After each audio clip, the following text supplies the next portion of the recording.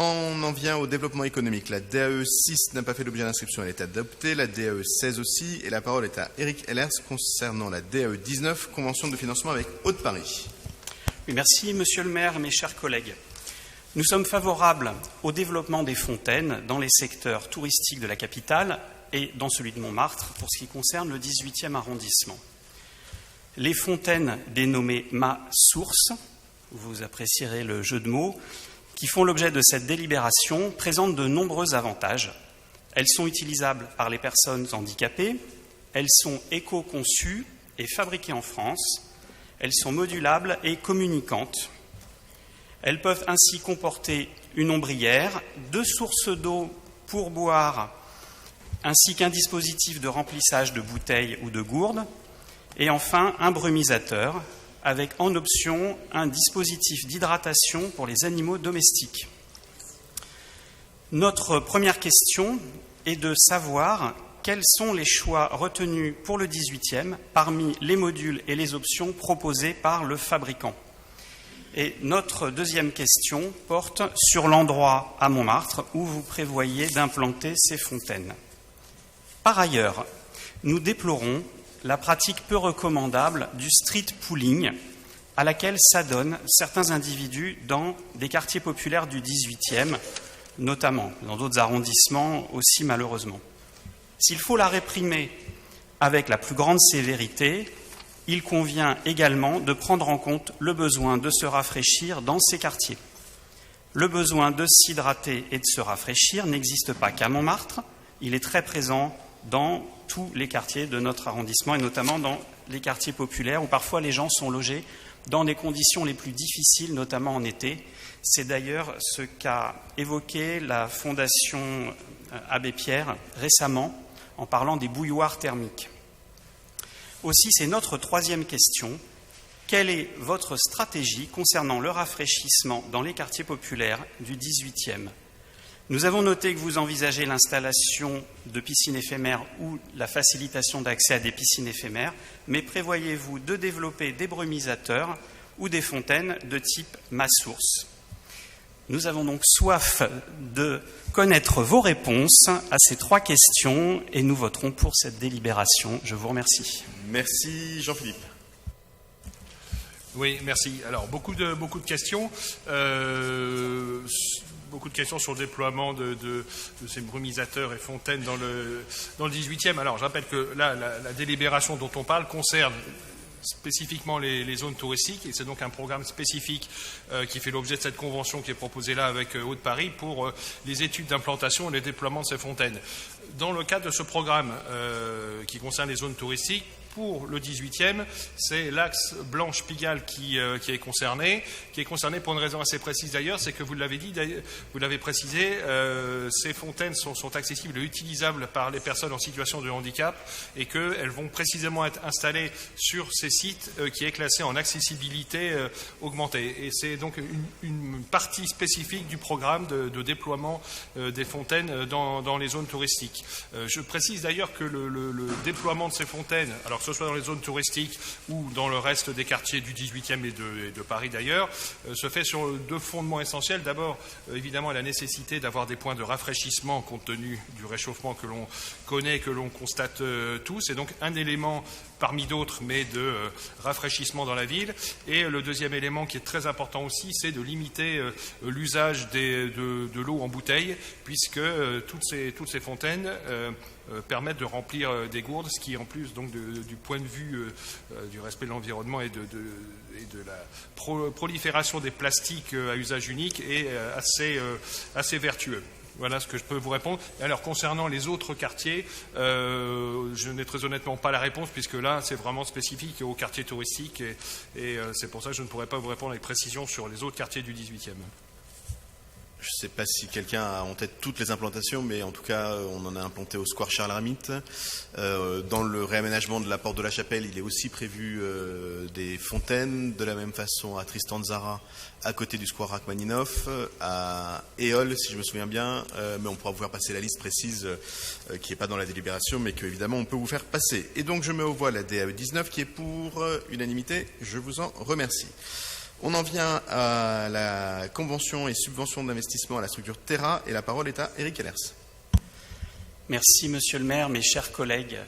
Nous sommes dans un cas d'école du soutien des pouvoirs publics à une entreprise du secteur marchand, même s'il s'agit d'une entreprise de l'économie sociale et solidaire. Nous sommes donc toujours très attentifs quand il s'agit d'attribuer de l'argent public à une structure à vocation lucrative, même si elle a cette dimension sociale et environnementale. Que s'est-il passé? Acte 1, création et croissance d'une entreprise qui s'est appelée Quel Bon Goût, qui propose une offre de produits alimentaires bio ou locaux, un peu sur le modèle des AMAP. Cette structure a bénéficié déjà d'une subvention d'investissement de 540 000 €. Elle a, pour le 18e, ouvert une boutique au 1 rue Caillé, dans les locaux des logiciens, boutique qui, depuis, a fermé, et ça, c'est l'acte 2. L'acte 2, c'est la crise qui arrive en 2001, une sorte de crise de croissance. Avant la crise du bio, qui est beaucoup plus récente et qui est liée à l'inflation, qui a fait que les Français se sont un peu détournés du bio pour aller plus vers des produits premier prix. Lors de cette crise, fermeture de 2 boutiques, dont celle du 18e, avec des licenciements et manifestement un dépôt de bilan, qui fait que Quel Bon Goût a été reprise par une entreprise qui s'appelle Terra. Nous en sommes à l'acte 3. Donc Terra, qui reprend l'activité de Quel Bon Goût, veut développer une offre de camions électriques pour compenser la fermeture des 2 boutiques. Et c'est pour ça qu'elle sollicite une subvention de 300 000 € pour acheter 3 camions électriques. Alors cela nous amène à quelques réflexions. La première, c'est sur l'adéquation du modèle économique. Il semblerait en fait que, aussi bien Quel Bon Goût et maintenant Terra, utilise beaucoup trop de capital par rapport à son activité. Si l'on en juge en allant investiguer sur la manière dont fonctionnait la boutique de la rue Caillé, elle était ouverte assez peu, alors qu'elle occupait vraiment en propre un local. Donc il semblerait qu'il y avait une utilisation insuffisamment intensive de ces locaux et donc de son capital. Ce que nous craignons, c'est que ça se continue à se produire et qu'il y ait donc une sorte de fuite en avant et que l'on continue sur un modèle qui n'est pas pérenne. Le deuxième point, ça concerne justement cette attribution et le fait de savoir s'il n'y aurait pas moyen que la ville aide autrement. Nous sommes évidemment favorables à la pérennisation de cette activité, mais peut-être faudrait-il le faire autrement. Déjà sous la forme d'une aide de type conseil à cette entreprise. La ville a beaucoup de réseaux, a beaucoup d'acteurs qui peuvent aider ce type de structure et peut-être lui apporter un soutien immatériel mais bien utile. Le deuxième point, c'est est-ce qu'il est pertinent d'attribuer 300 000 € pour acheter des camions? Est-ce qu'il ne serait pas plutôt préférable que la ville achète les camions et qu'elle les loue? Ça diminuerait la part du capital qui est utilisée par Terra et ça fait aussi que la ville pourrait quand même garder la propriété des camions si jamais la fortune de cette entreprise ne se révèle pas patente. Un autre point également par rapport à la convention qui nous semblerait préférable, c'est d'avoir une clause, si jamais on maintenait la subvention, c'est d'avoir une clause de retour à meilleure fortune pour que si, et c'est ce que nous lui souhaitons, l'entreprise prospère, elle puisse rétrocéder tout ou partie de la subvention à la ville de Paris. Voilà, pour toutes ces raisons, nous sommes en attente de votre éclairage, mais nous nous abstiendrons très probablement. Je vous remercie. Merci. Donc Léa Balage, Anne Mariki, puis Jean-Philippe Davio. Merci Monsieur le maire, bonsoir à toutes et tous. Alors peut-être pour vous répondre un peu de manière spécifique sur cette question, reprendre l'historique que je crois vous n'avez pas totalement concernant Quel Bon Goût. Quel Bon Goût, c'est une structure de l'économie sociale et solidaire, comme vous l'avez indiqué, qui a été créée et qui a porté la question de l'accessibilité à une alimentation de qualité pour toutes et tous, avec un modèle notamment de distribution qui a été d'abord expérimenté dans le 10e arrondissement, puis le 20e, et avec la dernière ouverture effectivement dans le 18e. Alors, la crise de croissance que vous décriviez, en réalité, vient de plusieurs facteurs. Tout d'abord, les contraintes que la ville et les différents bailleurs privés et publics que ces bailleurs avaient portées auprès de la structure Quel Bon Goût, notamment la contrainte de pouvoir ouvrir plus largement les boutiques pour permettre notamment aux consommateurs d'arriver directement dans ces boutiques et de pouvoir y acheter les denrées qu'ils et elles présentaient dans ces établissements.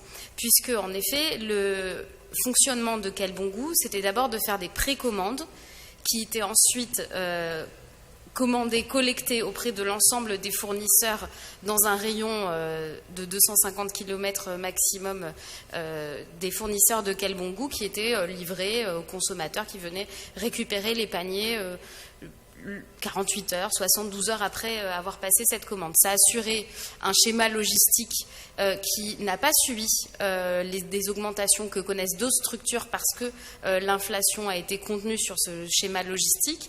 Par ailleurs, la bio a connu une inflation bien moindre puisqu'il n'y a pas les intrants azotés que les autres secteurs conventionnés connaissent, et donc notamment avec les importations en Ukraine les importations russes d'intrants azotés qui ont été stoppées et qui ont conduit le secteur conventionnel à connaître une inflation galopante. Et donc tout ça a effectivement, avec par contre les consommateurs, et je vous rejoins, qui ont quitté la bio non pas par choix mais par contrainte budgétaire, et donc nous devons aussi accompagner, et c'est le sens du vœu qui a été adopté au conseil d'arrondissement dernier, nous devons accompagner les consommateurs et les consommatrices à pouvoir élargir leur capacité d'achat, notamment d'une alimentation saine pour eux et pour leurs familles, avec notamment la sécurité sociale de l'alimentation. Mais revenons-en directement à cette structure. Les conditions que vous posez à l'attribution de cette subvention ne sont pas possibles. Le fait que la ville puisse acheter et louer des camions n'est pas une option envisageable. Par ailleurs, vous parlez d'un modèle de soutien qui serait celui d'un conseil.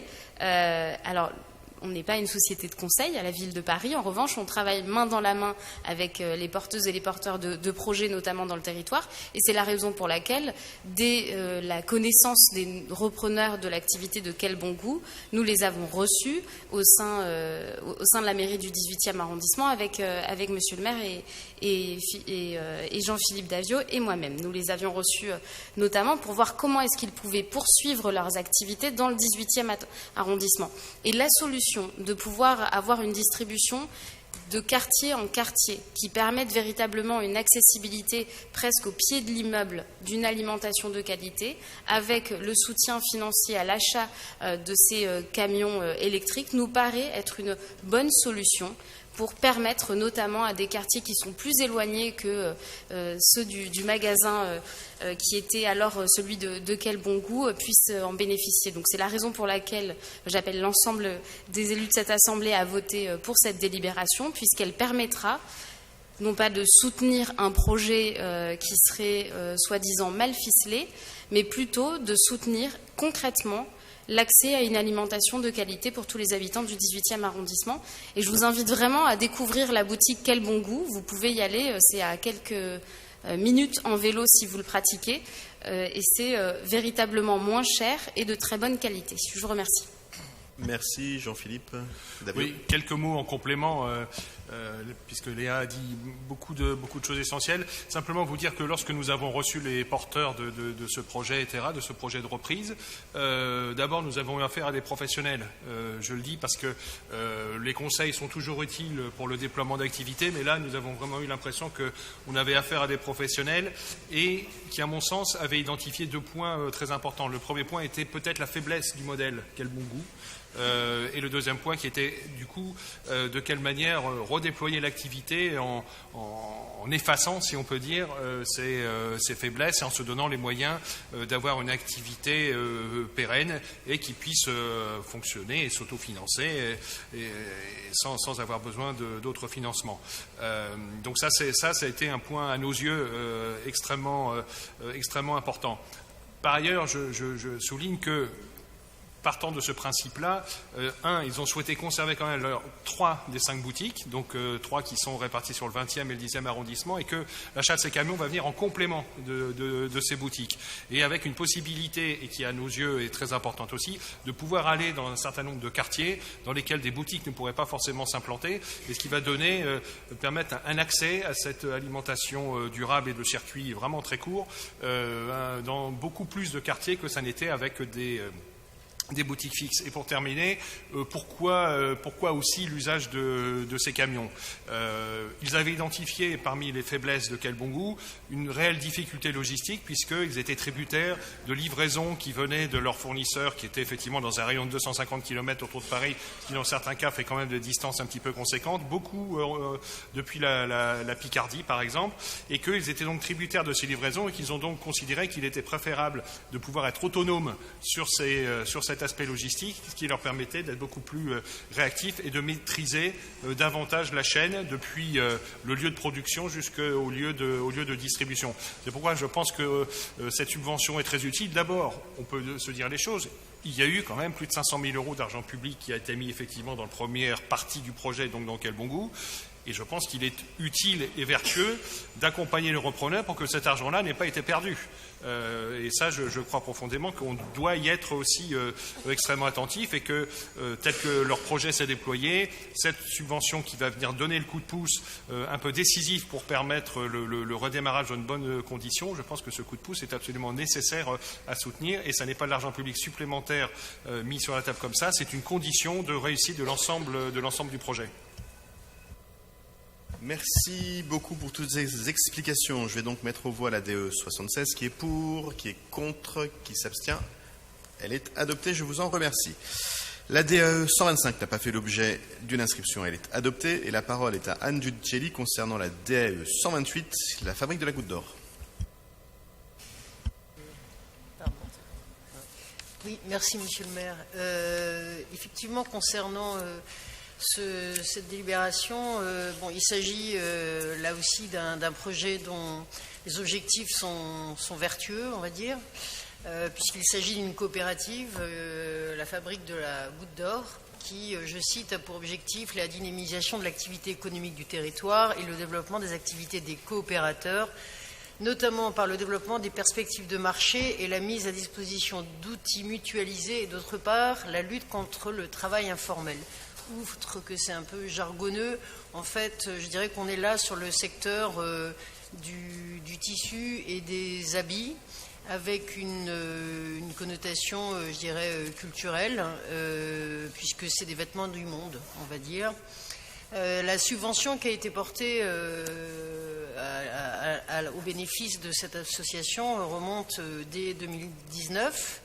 Et pour aller à l'essentiel de ce que j'avais à dire, il est établi que finalement, malgré toutes les aides qu'il y a depuis 2014, la mairie n'a cessé de finalement financer un projet dont là aussi le modèle économique est à interroger, puisque essentiellement la subvention a servi à financer 2 salaires. Et en l'occurrence, on peut s'interroger sur est-ce que c'est là le rôle finalement d'une mairie que de financer des emplois sur en plus une structure qui est défaillante. La preuve, depuis 2019, on a un déficit récurrent avec une gestion qui semble là aussi aller droit dans le mur. Donc, en fait, est-ce que c'est vraiment à la puissance publique, au détriment d'autres entreprises, de soutenir une autre entreprise avec l'argent du contribuable quand finalement les artisans doivent eux-mêmes se débrouiller comme ils peuvent. Est-ce que c'est cohérent que l'argent aille à l'emploi et est-ce que c'est le rôle d'une mairie de le faire plutôt que de peut-être apporter là aussi un conseil ou un audit ou financer une aide extérieure qui permettrait de restructurer cette entreprise. Donc voilà, pour ces raisons-là, à moins d'avoir des éclaircissements précis et fondés, nous souhaitons nous abstenir. Jean-Philippe. Alors, écoutez, je trouve que votre intervention est très intéressante et instructive parce qu'elle nous permet d'affirmer une vraie volonté de la mairie de Paris et du 18e. Oui, l'intervention de la puissance publique, c'est nécessaire. Et oui, le volontarisme politique, ça veut dire quelque chose et c'est parfois nécessaire. On a aujourd'hui un quartier, la Goutte d'Or, où il y a une filière qui est identifiée dans le monde entier pour ce qu'elle a réussi à réaliser. J'ai de mes côtés à Fabien Bellotto qui a beaucoup travaillé pour ça, qui a beaucoup agi parmi d'autres, mais elle a été extrêmement à la manœuvre sur ce sujet-là, et qu'aujourd'hui, évidemment, la coopérative, elle a un rôle très important à jouer, elle est très identifiée. Vous avez quelques chiffres, je ne sais pas si vous les avez vus dans la délibération, mais qui sont assez instructifs, je vous les relivre. Dans ce quartier, on a 54 boutiques de tissus, 14 boutiques ateliers, 44 ateliers qui sont implantés dans la Goutte d'Or. Voilà la réalité de cette filière. Alors effectivement, la coopérative a eu quelques difficultés. Vous citez 2019. Vous vous souvenez peut-être qu'à partir de l'année suivante, on a eu quelques difficultés. Voilà. Donc ça peut expliquer aussi un certain nombre de difficultés financières. Ces activités, évidemment, pendant 2 ans, ont eu beaucoup de mal évidemment, à pouvoir se déployer et à pouvoir s'affirmer, si je puis dire. C'est donc pas anormal qu'on ait là des difficultés d'activité. Après, c'est comme toute aventure humaine, c'est comme toute aventure industrielle, je dirais. Oui, il peut y avoir des hauts et il peut y avoir des bas. Et aujourd'hui, le financement qui est demandé à la ville me paraît assez justifié pour 2 raisons. D'abord pour les raisons que je viens d'expliquer, mais aussi pour une autre raison. Vous citiez à juste titre que cette aide de la ville de Paris servait ou contribuait au financement de postes. De quel poste s'agit-il ? Il s'agit d'un poste de directrice administrative et financière et qui justement a pour vocation de développer le marché, de trouver des actions de communication, enfin de faire tous les actes utiles pour doper l'activité, pour lui permettre précisément d'être autonome. Et donc je pense que compte tenu de, effectivement, l'argent public qui a été mis jusque-là, finalement on est dans un sujet qui n'est pas si éloigné que celui qu'on a abordé précédemment avec Terra et Quel bon goût. La ville a fait une partie du chemin et ça serait extrêmement dommage aujourd'hui de ne pas aller au bout de ce chemin parce l'issue paraît pas si lointaine, parce que pour le coup, ne pas le faire, ça pourrait être un acte de mauvaise gestion et de remettre en cause tout l'investissement qui a été fait jusque-là. C'est pour ça que je pense qu'il est particulièrement nécessaire de voter cette délibération et encore une fois, il y a de multiples événements qui permettent de mettre en valeur tout ce qui se fait dans ce quartier et toutes les fabrications. Sachez que bon nombre de petits artisans de ce quartier qui étaient dans ce qu'on appelle l'économie informelle, pour employer un euphémisme, grâce à cette filière de coopérative, sont aujourd'hui structurés, ont des situations administratives parfaitement claires et se sont devenus de vrais professionnels. Ça aussi, c'est un acquis. Alors, ce n'est pas un acquis qui se caractérise de façon financière directement, mais c'est aussi un acquis grâce à l'action publique. Et donc, on revendique absolument ce volontarisme et la nécessité de cette action publique. Merci beaucoup pour ces éléments. Je vais donc mettre aux voix la DAE 128 qui est pour, qui est contre, qui s'abstient. Elle est adoptée. On en vient à la DAE 130 et la parole est successivement à Pierre-Yves Bournazel, Antoine Dupont, Rudolphe Granier, Daniel Prémel, Gérald Briand et Jean-Philippe pourra répondre. Pierre-Yves. Merci beaucoup, monsieur le maire. Depuis l'automne dernier, j'alerte sur les modalités de l'appel à manifestation d'intérêt concurrent concernant l'avenir des terrains du club Le Pic à Besse Pétanque.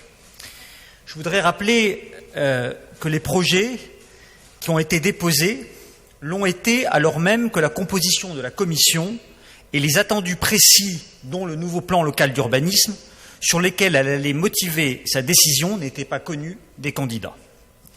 Je voudrais également dire que la composition de la commission n'était pas réellement pluraliste en ce que ne comportait pas, par exemple, d'élus d'opposition.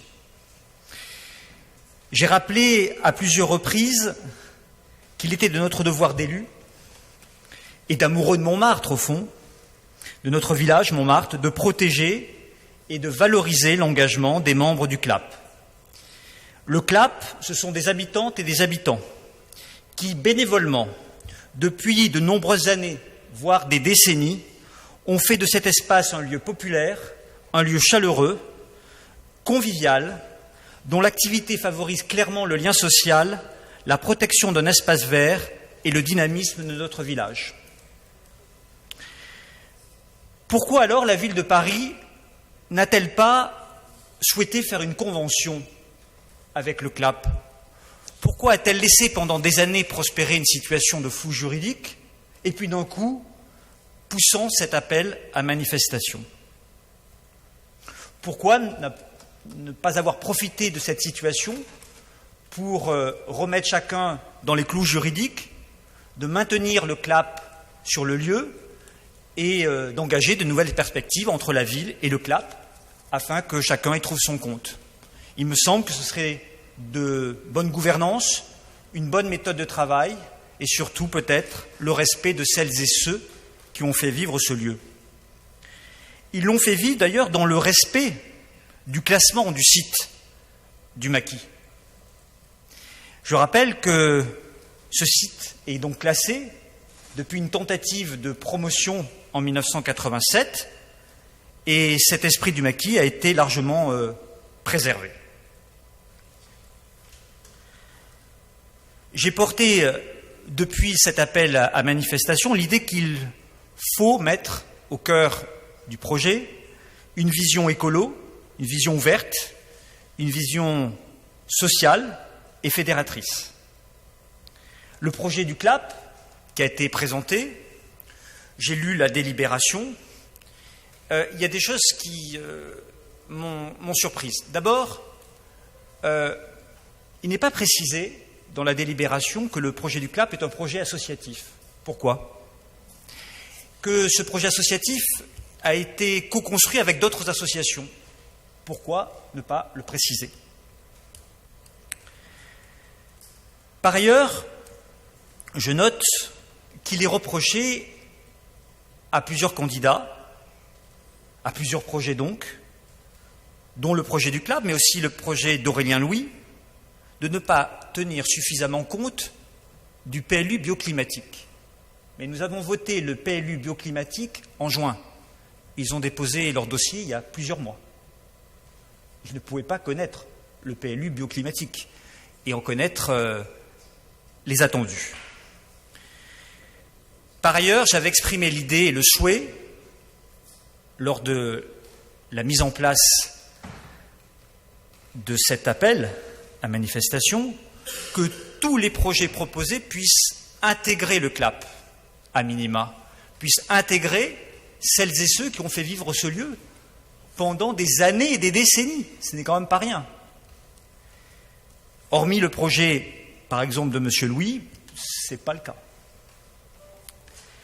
Alors, à ce stade, j'espère que tous ces arguments vous convaincront que pour une certaine idée de Montmartre, que pour une certaine idée de l'esprit de notre village, pour une certaine idée de la convivialité, du respect de celles et ceux qui s'engagent depuis des années, eh bien, vous allez retirer cette délibération ici en Conseil, ou à tout le moins demander à la maire de Paris de retirer cette délibération avant le prochain Conseil de Paris.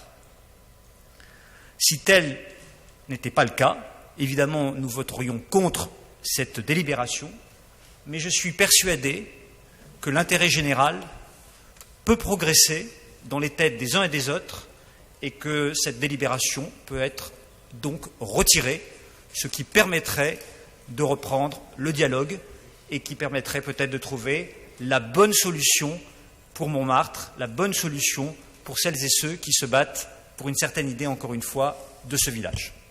Merci beaucoup. Antoine Dupont. Merci, monsieur le maire. À Paris, les canicules et les vagues de chaleur sont la manifestation la plus perceptible du changement climatique.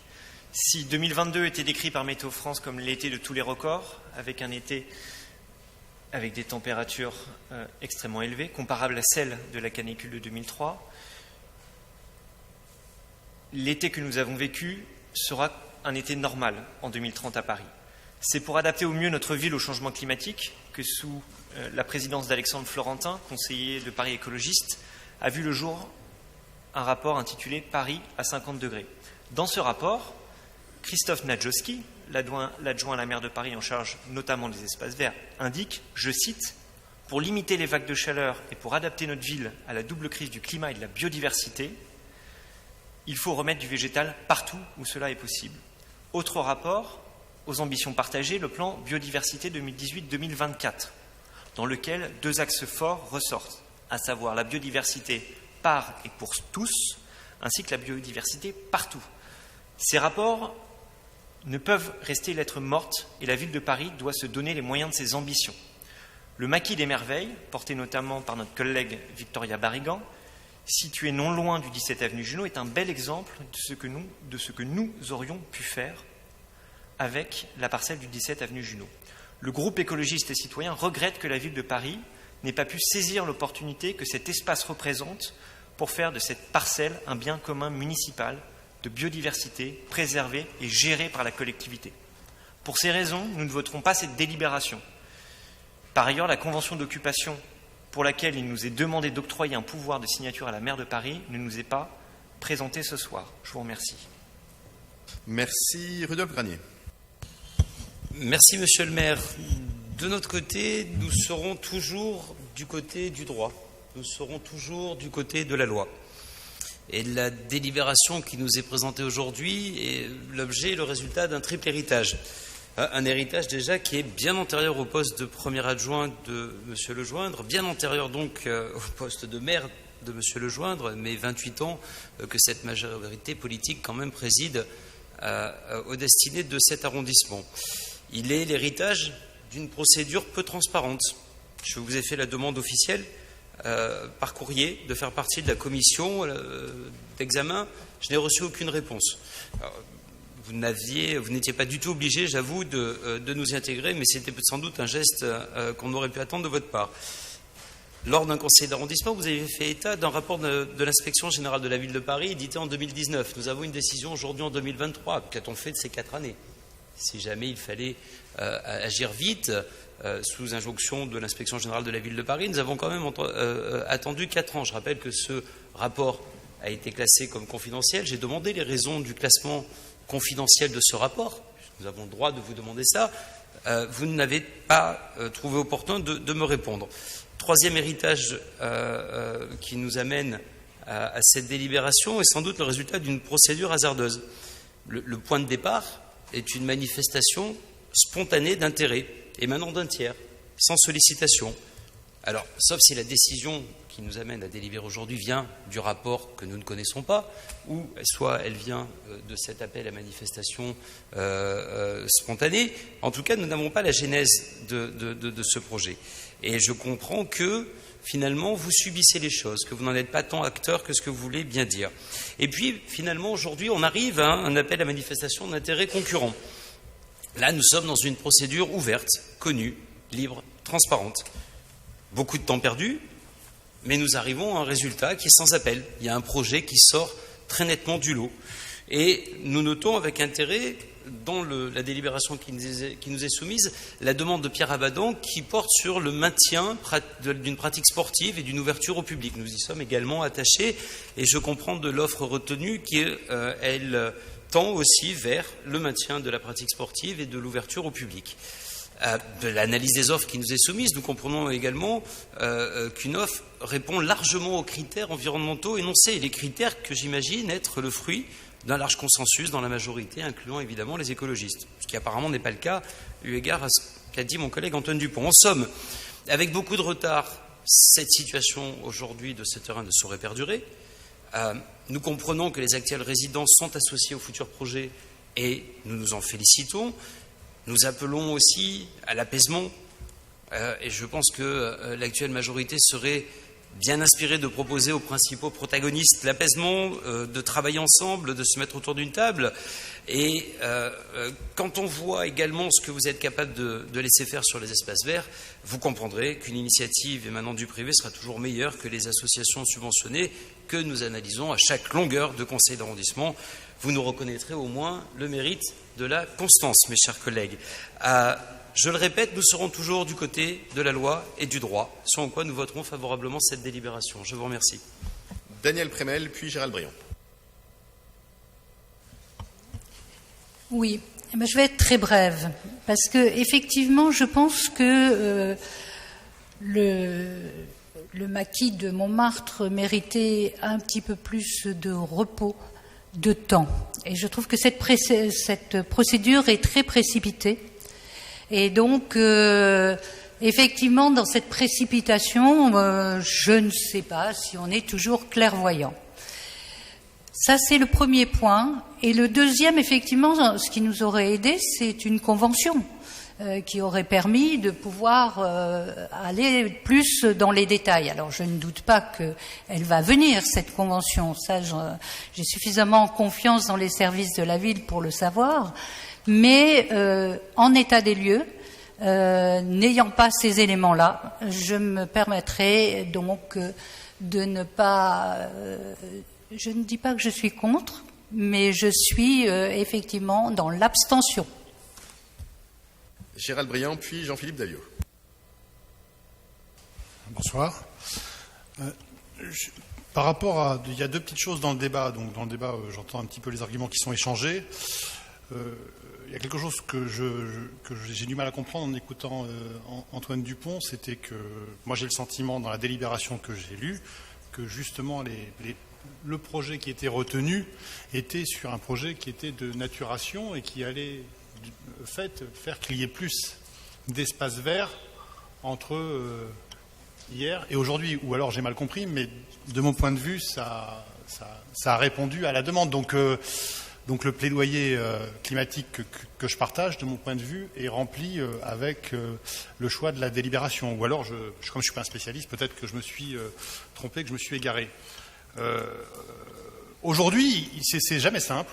C'est jamais simple de faire en sorte de faire rentrer dans le droit commun des situations qui ont été actées.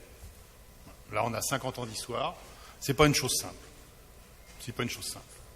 Donc, c'est-à-dire qu'il faut faire des choix, et c'est des choix souvent qui sont un peu compliqués à assumer, à faire passer.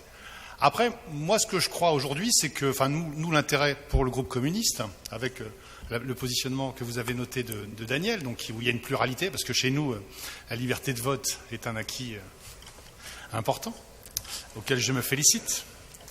Mais nous, ah oui, non, mais vous rigolez, oui, oui.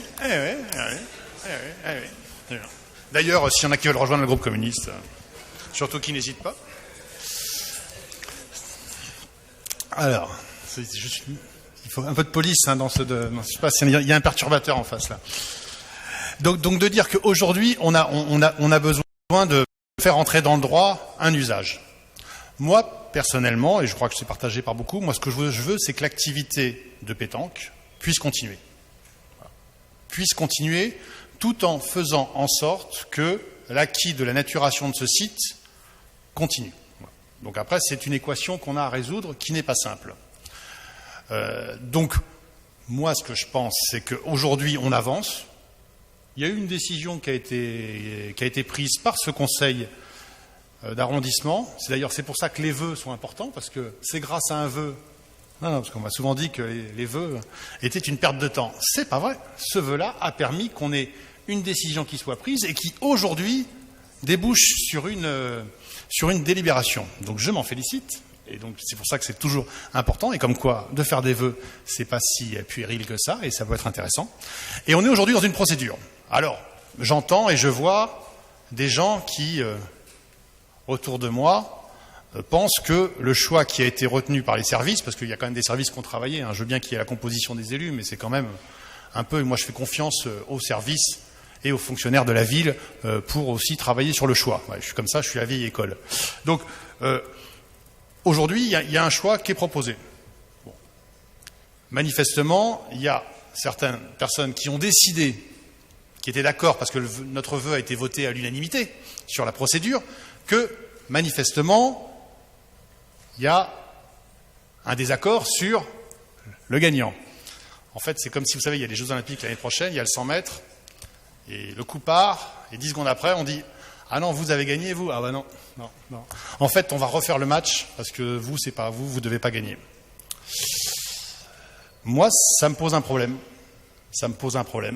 Mais c'est une... Donc, voilà, moi, je vous le dis très tranquillement. Aujourd'hui, nous, on est en municipalisation de la restauration scolaire. Mais à partir de septembre, on va acheter des repas. Je vous le dis, on va acheter des repas parce que nous n'avons pas été en capacité tout de suite de construire et de faire toutes les cantines. Donc ça va pendant 2 ans, un peu plus 4 ans, je parle sous le contrôle de Léa, on va se retrouver peut-être à avoir des candidats, je pense au hasard à la Sodexo, qui ne sont pas mon choix de cœur.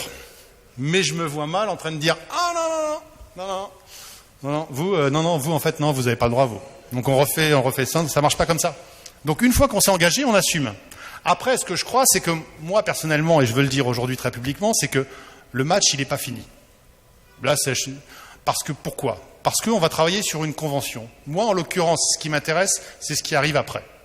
C'est-à-dire comment on fait aujourd'hui pour que dans cette convention, la pratique de la pétanque soit réaffirmée, défendue. C'est ça qui m'intéresse. Et je pense qu'à travers une convention qu'on va négocier pied à pied avec celui-là, et d'ailleurs il peut se retrouver que celui qui a été retenu devant nos exigences jette l'éponge, ça peut arriver. Donc c'est pour ça que le match n'est pas fini, et qu'il va connaître, je pense, quelques avancées. Voilà. Sinon, avec Yann, on avait une idée que si jamais il y avait rien qui était possible, je suis désolé, je vais me la faire, c'était qu'on a trouvé que c'était un emplacement parfait pour faire, je sais pas, un jardin potager pour une maison de sans-abri qui était juste à côté rue des Martyrs, et donc pourquoi pas, enfin bon, ça pouvait nourrir à la classe d'école et tout ça. Tu vois, regarde, tout de suite je vois qu'il réfléchit. Voilà. Oui, mais moi je fais pas, moi mes convictions, vous voyez, elles commencent pas à 17 avenue Judo, dans un endroit où aujourd'hui, en termes d'espace vert, je ne sais pas si vous avez vu aujourd'hui une photo, quand vous regardez une photo du 18e arrondissement, vous savez où l'endroit où il y a le plus d'espace vert ? C'est où ? Allez, c'est la butte. Jean-Philippe Davio. Bon, alors, beaucoup de questions. Je vais essayer de répondre aux différents points qui ont été soulevés. Mais en rappelant quand même un petit peu, de manière un peu formelle, ce que c'est que cette procédure, où on en est et pourquoi on en est là. Donc repartons un petit peu des choses. Il y a tout simplement une situation de fait qui existe depuis plusieurs décennies, et voilà. Nous avons une situation qui vient d'ailleurs d'une époque où l'exigence d'ailleurs vis-à-vis des collectivités était bien moins que ce qu'elle est aujourd'hui, et où il y avait peut-être, pourrait-on penser, plus de souplesse finalement pour se mettre d'accord sur l'usage de l'espace public, sur des activités qui peuvent s'y déployer de gré à gré, et j'ai cru comprendre que c'était un peu de cette manière-là que l'occupation de ce terrain était née. Et donc, effectivement, rien à redire de cette situation au moment où elle naît. Ce qui est vrai, c'est que depuis plusieurs années maintenant, ce qui était possible avant ne l'est plus. Et que ce qui était parfaitement légal et couramment vu, d'ailleurs, aujourd'hui ne l'est plus. Il y a, depuis l'année 2017, une ordonnance qui oblige, c'est pas qui donne la possibilité, qui oblige toute collectivité à mettre en concurrence l'occupation de l'espace public, et qui interdit donc de conventionner de gré à gré en direct. Sinon, ça s'appelle du favoritisme. Et c'est une qualification pénale avec des poursuites très, très précises. Donc la situation c'est celle-là. Et je veux d'ailleurs indiquer à quel point cette situation va loin et est exigeante vis-à-vis des collectivités. Beaucoup d'entre vous le savent, mais je le rappelle. L'année dernière, il y a 1 an et demi, on a été obligé de remettre en concurrence les emplacements des artistes de la place du Tertre. Les artistes de la place du Tertre. Nous avons essayé d'ailleurs de ne pas le faire. Et à l'époque, la direction des affaires culturelles nous a dit on ne peut pas y déroger. Que ce soit des artistes, que ce soit n'importe quel usage, n'importe quel lieu culturel, dès lors qu'il va faire l'objet d'une concession, il doit être mis en concurrence. Donc, nous avons procédé à cette mise en concurrence. Et donc, disant cela, je veux dire que aujourd'hui, ce qui nous amène à discuter de cette délibération ce soir s'inscrit dans cette logique de respect de la légalité, ni plus ni moins. Et que ce qui a été valable pour les artistes de la place du Tertre, ce qui est valable pour les kiosques, par exemple, que l'on peut avoir à la sortie des stations de métro qui proposent des friandises, des boissons et des sandwichs, ces concessions sont remises à plat tous les 3 ans, avec un appel à concurrence. Et il arrive, et j'ai un exemple très précis à la Place Blanche, et il arrive qu'un concessionnaire sortant ne regagne pas la fois suivante, parce que son dossier a été considéré par les services comme moins satisfaisant que d'autres. Et ça arrive. Je ne dis pas d'ailleurs que quiconque peut s'en réjouir, et je ne dis pas que quand on subit cette réalité, ça passe et que cela s'accepte facilement. Loin de là, je le comprends parfaitement. Mais là aussi, c'est la loi. Et j'ajoute que non seulement c'est la loi, mais que si tous, ici, autour de cette table et dans le public, on considère que l'action publique nécessite la totale transparence dans ses décisions, alors il faut en accepter les règles et il faut en accepter les conséquences. Et j'en viens à la composition de la commission qui a été soulevée par Pierre-Yves Bournazel notamment et aussi par Rudolf Granier. Cette commission, elle n'est ni plus ni moins que composée de la même manière. J'évoquais il y a un instant les kiosques alimentaires dans l'espace public. Les commissions qui examinent les candidatures sont composées exactement de la même manière. Les directions des services et les élus de l'exécutif en charge du domaine en question. Voilà pourquoi l'opposition n'en fait pas partie. Pas par ostracisme, pas parce qu'on est des sectaires, simplement parce que ce sont les membres de l'exécutif en responsabilité qui participent à la décision, ce qui paraît relativement logique. Donc rien de mystérieux du tout dans la composition de cette commission, rien d'opaque. Alors, je le précise pour que l'on soit très clair, puisque la question a été posée, je le redis en cohérence avec ce que j'ai évoqué il y a quelques minutes, il n'était pas possible de faire une convention directe avec le CLAP, une sorte de convention de régularisation. Ça n'était pas possible, c'était illégal. Et dès lors qu'une convention directe n'était pas possible, il fallait en passer par la procédure de mise en concurrence. Alors, d'une certaine manière, que cette procédure soit venue du fait d'une manifestation spontanée d'intérêt ou d'un appel à candidature de la ville, peu importe. Le résultat de la mise en concurrence est exactement le même. Et les candidatures, que ce soit par une voie ou par une autre, auraient été exactement les mêmes. Donc aujourd'hui, ce qui nous est proposé ici, c'est effectivement le fruit d'un examen. Vous avez tous vu, joint avec la délibération, la grille d'analyse. Vous avez vu le degré quand même de précision et de minutie de l'examen qui a été effectué. Je pense que ce travail a été fait de manière extrêmement sérieuse et je le dis, lorsque nous avons eu la réunion de cette commission, ce ne sont pas les élus qui ont décidé. Ce ne sont pas les élus. De même que ce n'est pas la mairie du 18e qui aujourd'hui choisit qui éventuellement occupera et développera des activités avec d'autres sur ce terrain. Là aussi, nous sommes respectueux de la loi et des procédures. Ce ne sont pas les élus dans un bureau. Ce sont des services, ce sont des fonctionnaires dont c'est le travail d'analyser avec des grilles très précises, avec des notations par item, et qui, au bout de chaque projet, ont un total de points, et qui fait que tel projet a plus de points que l'autre et moins que celui qui a été encore un peu meilleur. Et cette grille d'analyse nous a été proposée. Et la procédure veut qu'une fois que cette grille d'analyse nous a été proposée, que cette commission a pris acte de cette proposition, nous sommes dans la phase aujourd'hui où nous prenons acte de cette proposition à la maire de Paris de signer la convention, et je vais venir à la convention dans un instant.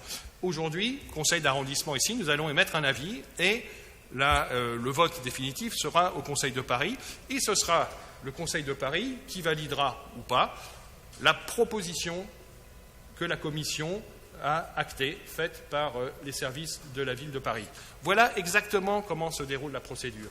Il n'y a rien d'autre que cette procédure, il n'y a rien d'autre que cette transparence et que cette rigueur par rapport au droit. Et c'est notre rôle d'élu, que personne nous demande, nous élus, de déroger à cette rigueur et cette exigence vis-à-vis du droit. Parce que là, on ne fera pas notre boulot, et là, ça, vous pourriez nous le reprocher, les uns et les autres qui êtes contre cette proposition aujourd'hui. Alors, dernier point, quel temps perdu, Rudolf Granier? Non, pas quel temps perdu. Pas quel temps perdu, pas 28 ans.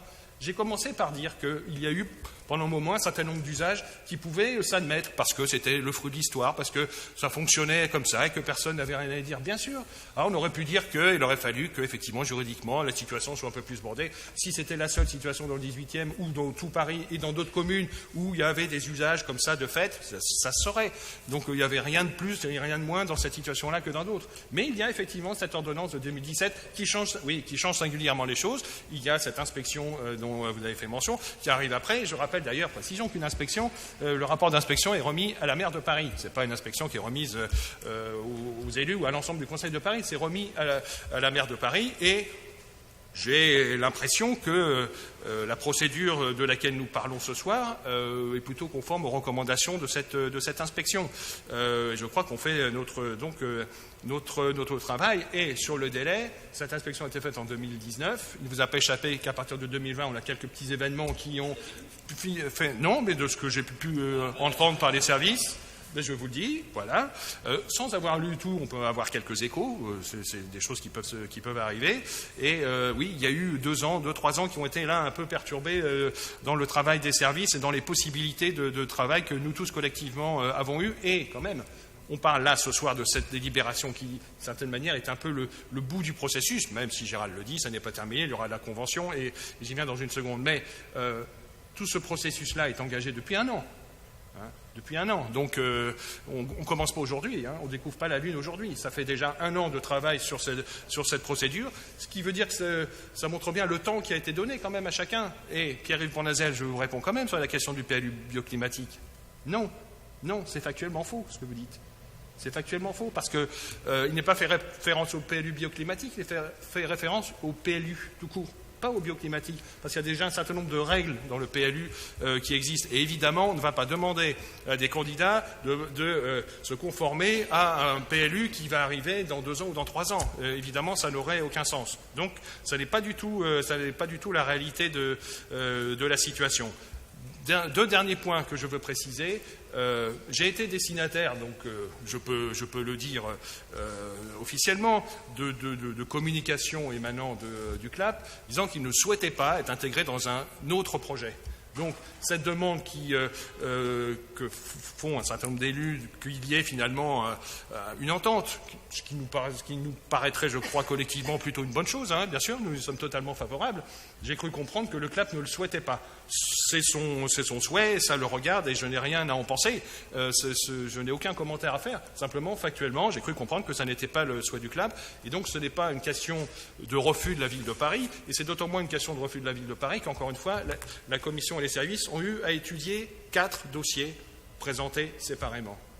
À aucun moment, un des critères n'était éventuellement une mise en commun de ressources, une mise en commun de l'espace, un travail en commun, à aucun moment. Il y a eu 4 dossiers séparés, point. Donc, aujourd'hui, ce que nous voyons, c'est le résultat de l'analyse de ces 4 dossiers. Et là, je finis vraiment parce que j'ai été long, mais enfin, le sujet le nécessitait.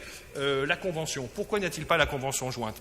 Pour une raison très simple, c'est que la Convention, une fois les délibérations adoptées, va faire l'objet d'une discussion, effectivement, avec le candidat qui aura été retenu. Discussion tout simplement parce que sur un certain nombre de points, il y a encore des précisions à obtenir. Il y a sans doute, et ça je suis totalement d'accord avec ça, des acquis à obtenir pour aller encore plus loin dans la préservation de l'intérêt général et des habitants de Montmartre en particulier. Et donc, dès lors que cette délibération sera adoptée au Conseil de Paris, alors le dernier moment, si je puis dire, de travail va commencer, de discussion et de négociation sur la convention définitive. Merci pour tous ces éléments. Je vais donc mettre aux voix la DE 130. Oui, allez-y. Explication de vote, vous l'avez déjà faite, mais je veux bien vous redonner la parole parce que je suis un grand libéral, comme je l'ai toujours dit. Je vous remercie beaucoup, Monsieur le maire. Juste pour vous dire, à partir des réponses qui viennent d'être données, pour ma part, moi je persiste et je signe, je respecte la légalité d'un processus, mais il y avait des marges de manœuvre. Et ces marges de manœuvre, vous ne les avez pas utilisées. La première, c'était effectivement de mettre des élus de l'opposition dans cette commission. Parce que le pluralisme, c'est la transparence. Et que des gens de la majorité avec des fonctionnaires qui dépendent de l'exécutif, pour moi, ce n'est pas une transparence aboutie. Et d'ailleurs, dans les demandes régulières des élus de l'opposition de gauche comme de droite dans les collectivités. Ça a été obtenu progressivement depuis 25 ans. On demande à être dans les commissions d'attribution de logements, dans les commissions d'attribution des places en crèche. Bon. Et ça a été progressivement accordé par des municipalités de gauche et de droite, justement pour le pluralisme et la transparence.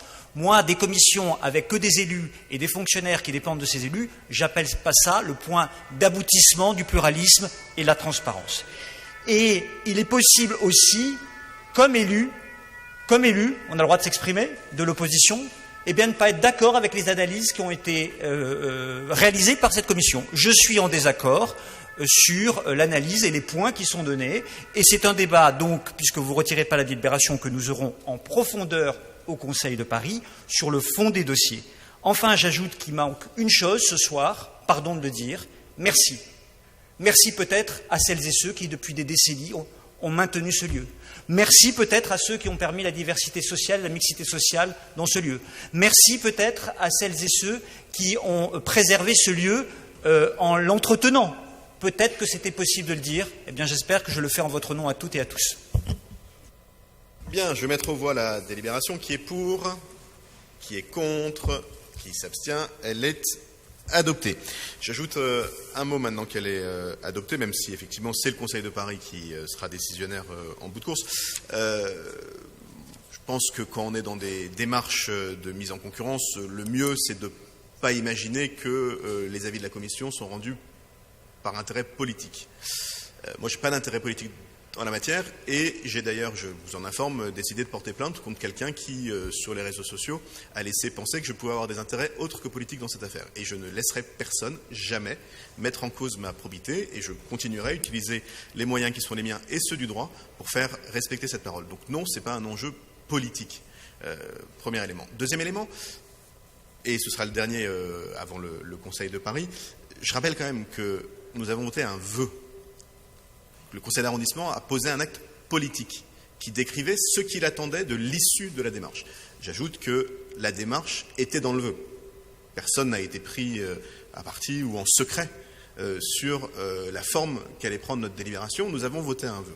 C'est la traduction de ce vœu qui a été voté ici, en termes administratifs, en termes de droit, qui a été traduite. Et je trouve que c'est une démarche assez rare et pour le coup extrêmement ouverte que de proposer, de faire en sorte que l'équipe politique collective puisse s'exprimer sur ce qu'elle attend d'une démarche. C'est vrai qu'on ne le fait pas sur les artistes de la place du Tertre, on ne le fait pas sur les kiosques. Là, on a voté un vœu, tous ensemble, qui donnait une direction. Personne n'a été mis le couteau sous la gorge pour voter ce vœu. Et dans ce vœu, rien n'était caché de la démarche qui était engagée. Voilà. Je pensais que ça méritait d'être rappelé aussi. Et en attendant, cette délibération a été votée. Je vous en remercie.